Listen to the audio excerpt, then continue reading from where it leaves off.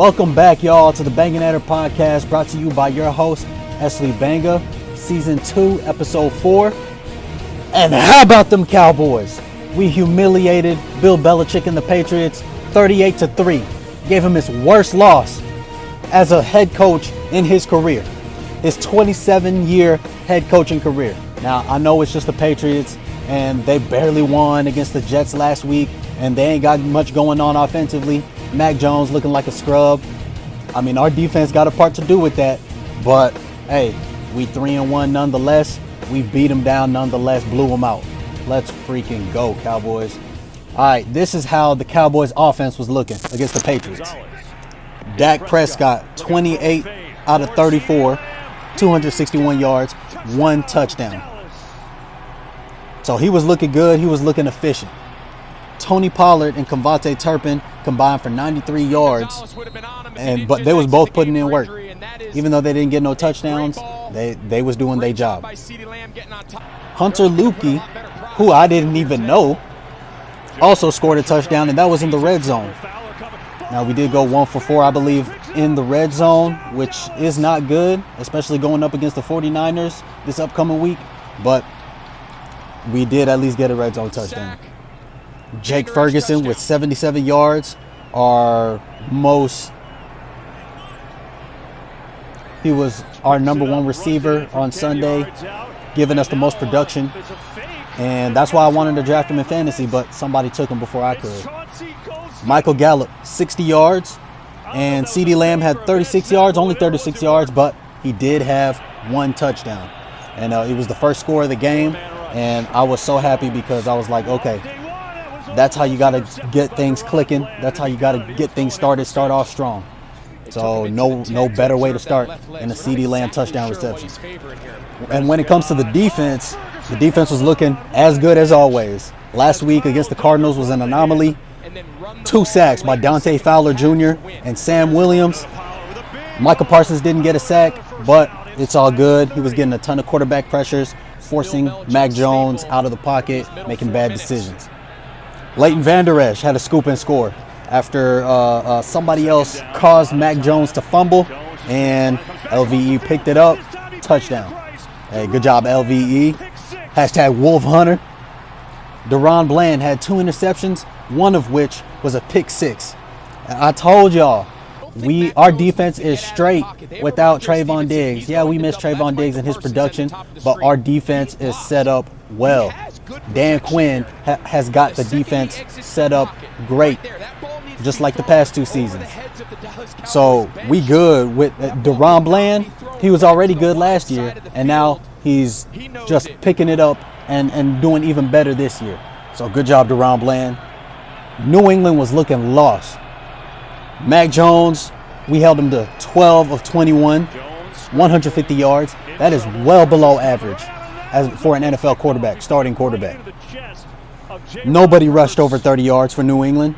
We held Zeke to 16 yards, which is good because I was going to get pissed off if Zeke went off on us coming back as an opponent. And Hunter Henry, for the New England Patriots, he was their leading receiver with 51 yards. So defense did his job. Like I said, we embarrassed Bill Belichick. One key point I did want to point out is our continuous red zone struggles.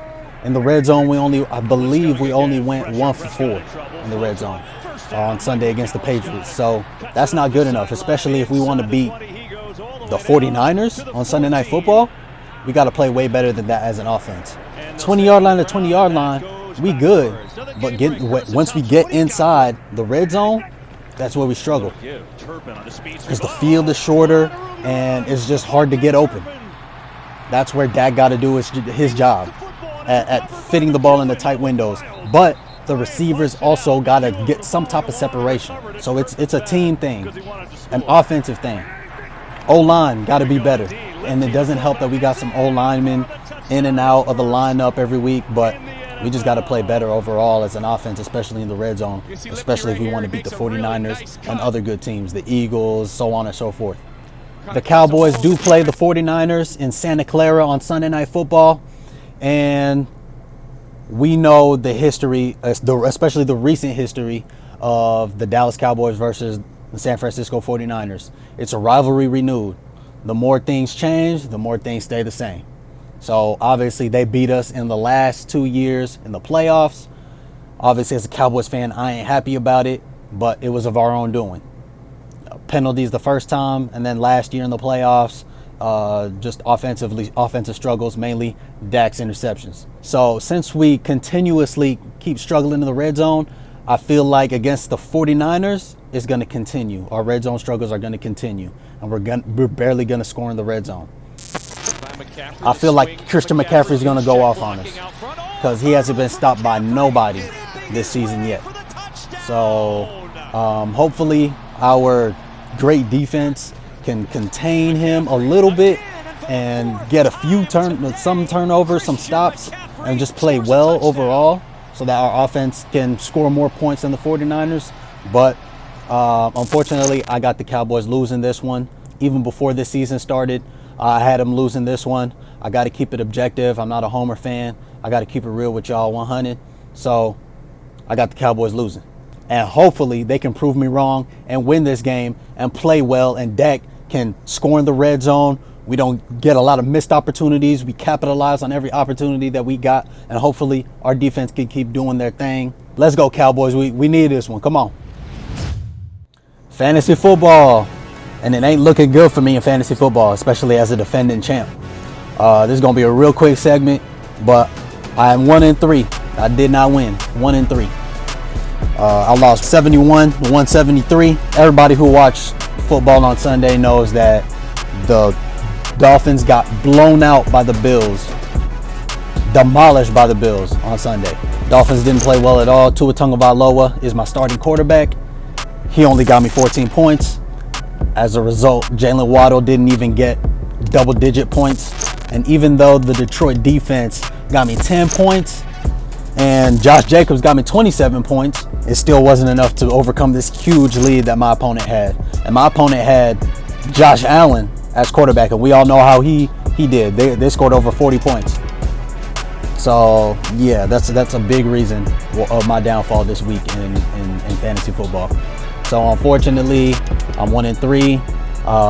A lot of my running backs are out because of bye week and injury, so I had to find a replacement. I got Rico Dowdle for the Dallas Cowboys, backup running back. And, you know, hopefully he did good in a few of the games that we had, so hopefully he can get some carries. Hopefully he can get a touchdown and, you know, get a decent amount of points for me. I did have to replace the Jets defense with Detroit because Jets ain't doing much.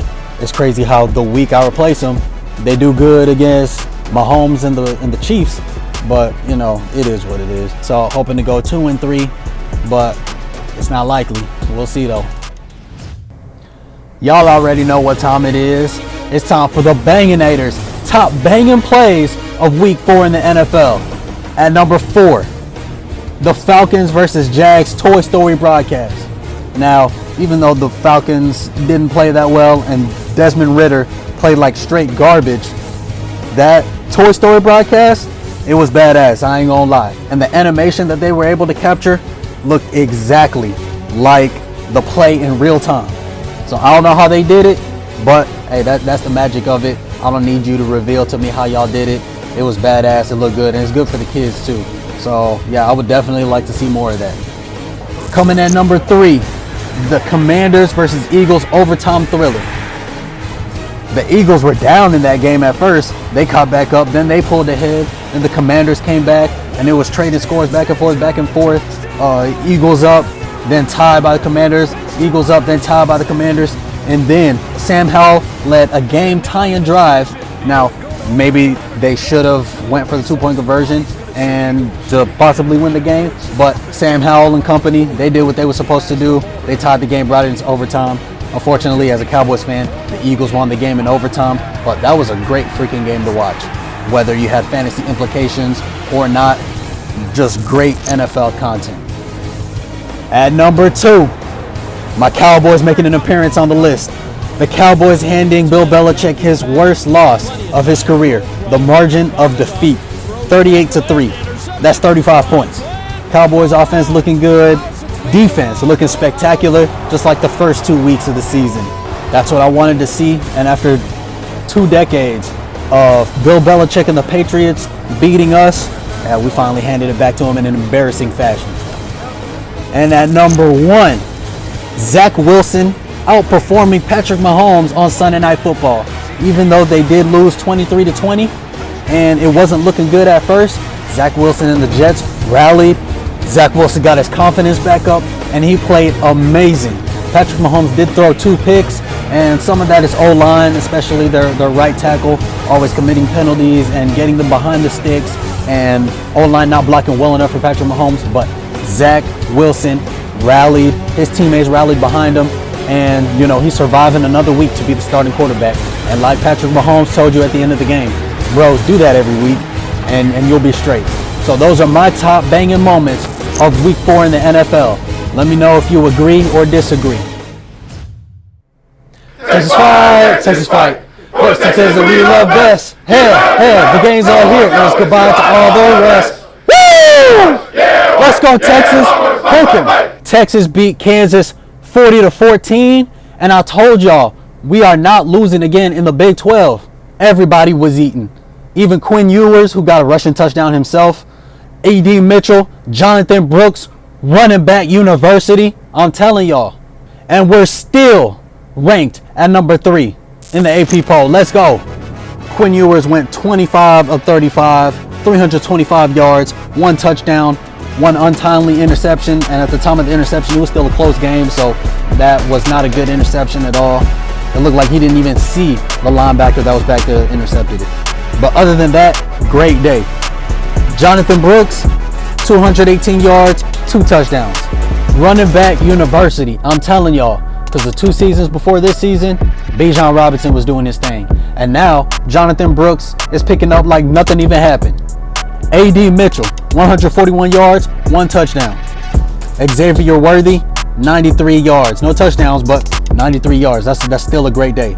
So if you got 2 top receivers like that, who's going to do anything against them? Defensively, Jahdae Barron recovered a fumble, and overall, the defense held Kansas to 14 points. Now, I know that Kansas's starting quarterback was out, but I mean, we can only play who is out there in front of us. So we held them to 14 points. We scored 40. Great overall win by Texas. Now, y'all know what week it is. It's OU week. OU sucks. And obviously they play in Dallas, Texas versus OU at the Cotton Bowl, Red River rivalry. College game day is going to be there, so I'm most likely going to be there for college game day at I don't know what time in the morning, but it's going to be a good time, and I'm probably going to enjoy the fair afterwards too. OU is 5-0 as well, but they ain't played nobody. They're ranked 12th, but they haven't really played anybody. The teams that they have faced right now are combined 13-12. Let me tell y'all who they face so far. Arkansas State. I don't even know who they are. SMU. They're good, but they're a lower level tier. Tulsa, Cincinnati, and Iowa State. Now tell me which one of those teams means something. Texas beat Alabama. We beat a ranked Kansas. So I think Texas is going to win pretty convincingly. It's going to be a closer game. It obviously ain't going to be 49-0 like last year, but we still going to win by 10 digits because our roster is stacked.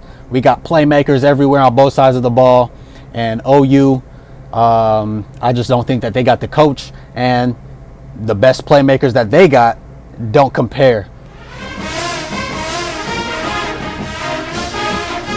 OU sucks. And lastly, I'm going to switch over to baseball. My Texas Rangers back in the playoffs. First time since 2016, and I'm hyped. Now, I know I don't talk about baseball much. I don't talk about baseball at all on my podcast, but that's because the Texas Rangers haven't been relevant, especially the past decade. I'm not no bandwagon. I am a Rangers fan just after the Cowboys and the Mavs. And I was there. I remember in 2010, 2011, being in the World Series back-to-back, blowing the World Series lead and losing both of them. So, and then since then, we ain't really been relevant. Like I said, ain't made the playoffs since 2016, but now we back. Now, I'm not expecting us to get to the freaking World Series, but we just beat the Tampa Bay Rays in the wild card series. First round is best 2 out of 3 games. In game 1, we won 4-0, straight shutout. And game 2, we won 7-1. I don't know why so many people were doubting the Rangers. I looked somewhere and the Rays had a 68% chance of winning the wild card series against the Rangers, which is preposterous whenever you look at the actual 2 games, 4-0 and 7-1. They couldn't do anything right, and they had a lot of errors. We were playing, even game 1, we weren't playing our best, but we still shut them out and won 4-0. And then game 2, it was no match. Pitching looking good, home runs happening, especially El Bombi, Adolis Garcia, my favorite player on the Rangers. So up next, we got the Baltimore Orioles in the American League Divisional Series. I don't know how good the Orioles are. I think they have at least 100 wins in the season. So we'll see how tough they are. I know it is going to be a tougher matchup, but since I'm not a baseball connoisseur, I don't know who is better or who's supposed to win. But I just hope that it's an interesting series. And I am looking forward to hopefully attending a game in Arlington, because I ain't never been to a Rangers baseball playoff game. So I just been there in the regular season. That's it. Game 1 this Saturday. And let's go Rangers. Go and take it. Thank y'all for watching this episode of the Banganator Podcast. Please like and subscribe on YouTube. Follow me at the Banganator Podcast on Instagram and Banganator_4 on Twitter /X. Now, I'm going to give hella shout outs. Texas OU playing this Saturday. Hook 'em. Let's get that golden hat. The Rangers playing on Saturday against the Orioles in the ALDS. Let's go Rangers. Let's get that dub in game 1. And of course, Cowboys versus 49ers. Sunday night football. Prime time. How about them Cowboys? Let's get that dub. The Banganator Podcast is brought to you by Esley Banga, diehard fan of the Dallas Cowboys since 1997. How about them Cowboys?